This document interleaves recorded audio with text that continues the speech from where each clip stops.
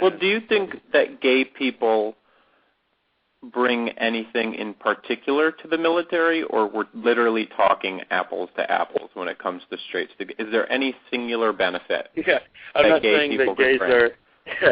I'm not saying that gays are any more exceptional than straights. Okay. I'm not saying that we cut hair better or we highlight. You dress better. I'm not saying that we coordinate colors or anything.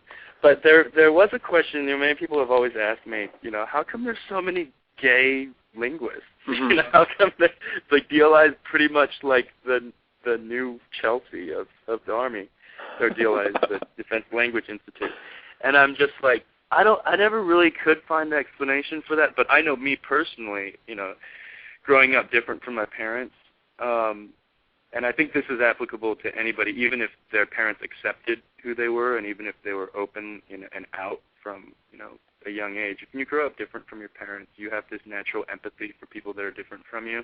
And that goes a long way as far as cultural awareness, which is very important toward learning other languages. When you actually have cultural empathy, people that are different, I think it allows you to understand their language and desire to want to know their language and communicate to them. So that was one thing, but I'm not a scientist. I can't really prove that. That's just true for me. I wouldn't say that gays are any better than straight men. But there is one thing that people do point out is that, a lot of gay men right now, they have a desire to deploy. They have a desire to go out and travel. I'm not saying that we're like the flight attendants of the Army, Gotcha.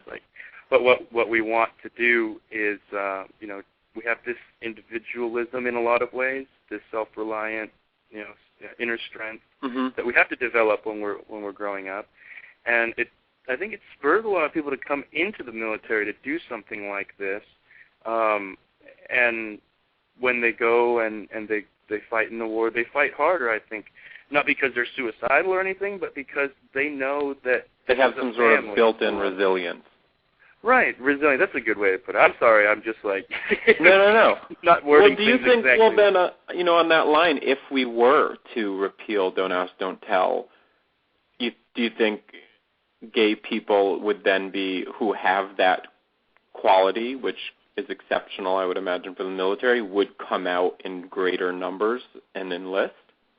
Would you? You're asking if it wasn't illegal, if more people would exist. Of course. Well, I need you to say it. Right. Of course. If something wasn't illegal, then more people would be true and honest